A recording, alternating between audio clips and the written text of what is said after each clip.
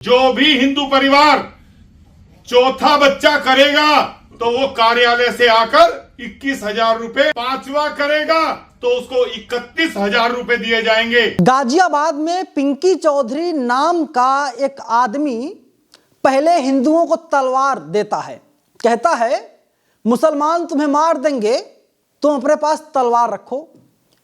Complaint होती है और इसके बाद उत्तर प्रदेश की पुलिस पिंकी चौधरी और इसके बेटे को गिरफ्तार करके जेल भेज देती है। अब ये जेल से बाहर आ गया है, अब कह रहा है हमारी नई स्कीम है और इस स्कीम के में अगर आप, ये नियम है, अगर आप चौथा बच्चा पैदा करते हैं तो आपको 21,000 रुपये का नगद इनाम दिया जाएगा। अगर आप पांचवा बच्चा पैदा करते हैं तो आपको पूरे 31,000 रुपये दिए जाएंगे। ये सब कुछ सरकार की नाक के नीचे हो रहा है। दुश्मनी किससे है? मुसलमानों से है। और आज मेरे साथ अभी मौजूद हैं सुप्रीम कोर्ट के वकील महमूद प्राचा जी। सर, ये तो नई स्कीम आ गई, बड़ी अच्छी स्कीम है। नहीं, स्कीम तो आ गई, लेकिन किस पर्पज से स्कीम आई है ये विषय है, वो समझना चाहिए। मुसलमानों को मारने के लिए, काटने के लिए, हिंदुत्व को बढ़ाने के लिए है स्कीमें? नहीं, ये इसलिए नहीं है। ये इसलिए है कि अब देखिए 21,000 में बच्चा कोई पल नहीं सकता और पैसे से कोई बच्चा पैदा नहीं हो सकता, ये तो सबको पता है। बच्चा पैदा करने के लिए तो कोई और विषय ही अलग है, उसमें पति पत्नी होने चाहिए, प्रेम होना चाहिए, अलग, मतलब वो विषय ही अलग है। पैसे से तो इसका कोई ताल्लुक ही नहीं है। पहली बात ये, पैसे का ताल्लुक है इसमें, लेकिन सारा खेल पैसे का ही है। ये भाषण दे के, ये बात कह के, इस बात के पूरे करने के लिए पैसे कितने जमा किए जा सकते हैं, कितने लोगों को बेवकूफ़ बना के उनसे पैसे इकट्ठे किए जा सकते हैं, वो महत्वपूर्ण विषय है। कि हम देखिए, हम इतना बड़ा काम कर रहे हैं, हम रक्षा कर रहे हैं फला की, और उसके लिए चाहिए पैसे, क्योंकि हमने ऐलान कर दिया और अब धड़ाधड़ लोग बच्चे पैदा करके हमारे पास आ रहे हैं, उतने पैसे हमारे पास नहीं है। तो चंदा जमा करने का ये एक अच्छी स्कीम है। मैं बहुत इसकी मतलब कमाल की स्कीम है ये, पैसे इकट्ठे करने की। अब बाकी सारे तरीके बंद हो गए तो एक नया तरीका आ गया। इन लोगों का काम क्या है जो इस प्रकार की बातें करते हैं? अगर ये काम ना करें तो क्या करेंगे, पहले तो यही बता दीजिए। मतलब ये किस मर्ज़ की दवा है ये सब? क्या प्रोफेशनल हैं ये? डॉक्टर, इंजीनियर हैं, वकील हैं, क्या हैं? हिंदू हैं, कट्टर हिंदू है, सनातनी है। वो बहुत बढ़िया बात है, जो भी हैं वो हैं ना। तो लेकिन अगर ये काम ना करें तो ये क्या करेंगे? अभी तो सब बड़ी बड़ी गाड़ियों में घूम रहे हैं ना, लंबोर्गिनी में भी घूम रहे हैं और डिफेंडर और पता नहीं करोड़ों रुपए की गाड़ियों में घूम रहे हैं। तो अगर ये कार्य नहीं करेंगे तो ये सब जो एक विलासिता की और जो इतनी धनाढ्य बन गए हैं सब, ये कैसे बनेंगे?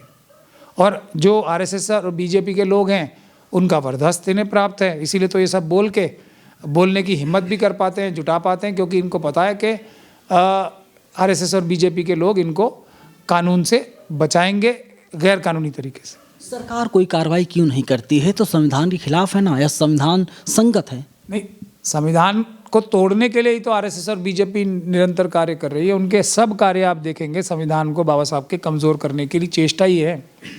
कौन सा ऐसा काम है जो संविधान की रक्षा करने के लिए हो रहा है? एक शपथ लेते हैं, अगर वो सच्ची शपथ लेते, दिल से शपथ लें, तो कम से कम ये सब ना करते जो देश में आजकल हो रहा है। भ्रष्टाचार और ईवीएम इस देश के लिए सबसे बड़ा जहर है। पहले हथियार बांटता है, तलवार बांटता है, घर घर पुलिस गिरफ्तार करती है और फिर इसके बाद जब जेल से ये छूटता है, जमानत मिलती है, तो बाकायदा रोड शो करता है, तमाम गाड़ियाँ उसमें शामिल होती हैं। लगता है कि बस करो, इसने पूरी दुनिया में भारत का नाम रोशन कर दिया है। तो जब मुकदमा ही ठीक नहीं लगाएगी पुलिस तो यही तो होगा। जिस धाराओं में, आतंकवाद की धाराओं में मुकदमा लगना चाहिए था उसमें लगा नहीं, तो अब हौसला तो बढ़ेगा ही ना। और जब मेरा तो यही इल्ज़ाम रहता है कि ये पूरी अंडरस्टैंडिंग से ये काम करते हैं, क्योंकि इस प्रकार के लोग ना बहादुर नहीं होते हैं, कायर होते हैं आमतौर पे। अब कायरों को जब तक कि ये भरोसा नहीं होगा कि हमारे खिलाफ कोई भी सख्त कानूनी कार्रवाई नहीं होगी, वो ऐसा कोई कार्य कर भी नहीं सकते।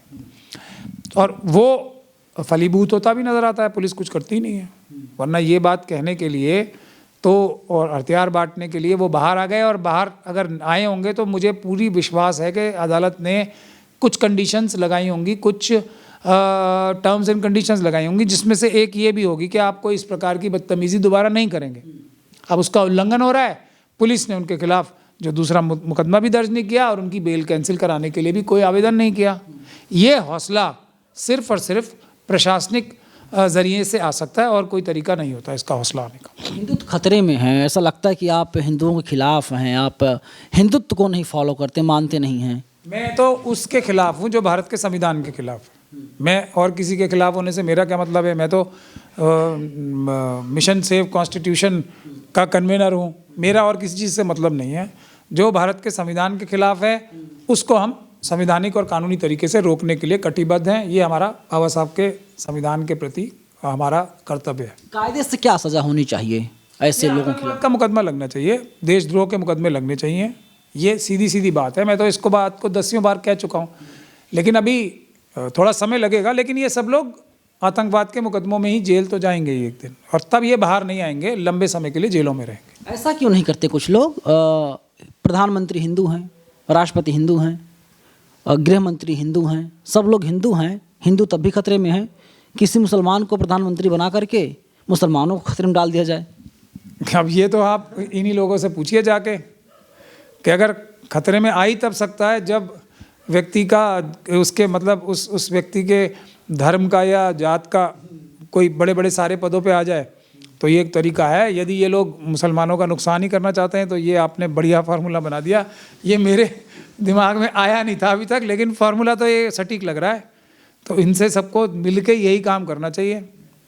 आखिर में यूजीसी पर कुछ लोगों ने कहा, सवर्णों ने कहा कि सवर्ण मुस्लिम भाई भाई, मोदी शाह की करो विदाई। ये सिर्फ भाईचारा ही रहेगा, भाई भाई वाला, या समधी भाई, साढ़ू भाई और भाई भी बन सकते हैं क्या? अब ये भी विषय पे मैं नहीं हूँ, मैं इस बात पे हूँ कि मोदी जी की करो विदाई जो है ना, मोदी शाह की करो विदाई, उसके लिए सभी देश के लोगों को, क्योंकि देखिए देश रहेगा तो कोई हम सब लोग आपस में भले ही कितना भी लड़ लें, लेकिन ये लोग देश खत्म करने के लिए लगे हुए। ये दोनों जो है ना, ये तो पूरा ताकत से देश ही खत्म करने में लगे हुए।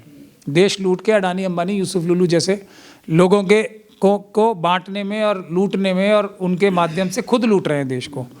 तो जो बाद वाला नारे का हिस्सा है उसका मैं समर्थन करता हूँ। इनको नहीं, इन दोनों को, स्वर्ण और मुसलमानों को ही नहीं, सब पूरे देशवासियों को मिलके इन दोनों को बाहर निकालना चाहिए। फिर सबको एकजुट होकर इस काम को करना ही पड़ेगा, वरना देश ही खत्म हो जाएगा। तो फिर बाकी चीज़ कोई और किसी भी धर्म का या जात का कौन बचेगा? ये लोग तो पूरी जड़ी काट देंगे देश की, ये दोनों। चलिए, नई स्कीम है, चौथा बच्चा पैदा करोगे 21,000, पांचवा बच्चा पैदा करोगे 31,000। उसके लिए गाजियाबाद भी आपको आना। बच्चे के लिए बारे में कुछ नहीं कहा? नहीं, कुछ नहीं कहा, पता नहीं पैकेज है या नहीं। उसके आगे नहीं, हो सकता है चौथे और पांचवें बच्चे को धर्म के काम में लगाएं तो उससे ही भला हो जाए। 7वां 8वां 9वां 10वां गिनती तो अभी हज़ारों तक है ना। तो ये भी देखिए, ये भी कुछ नहीं बता पा रहे हैं। मतलब इनको तो सिर्फ, मैंने आपको बताया ना, सिर्फ चंदा इकट्ठा करने के लिए ये सब बातें करते हैं, और कोई विषय नहीं। चलिए, फिलहाल पूरी खबर पर, पूरी बातचीत पर आप क्या सोचते हैं कमेंट बॉक्स में ज़रूर लिखिएगा।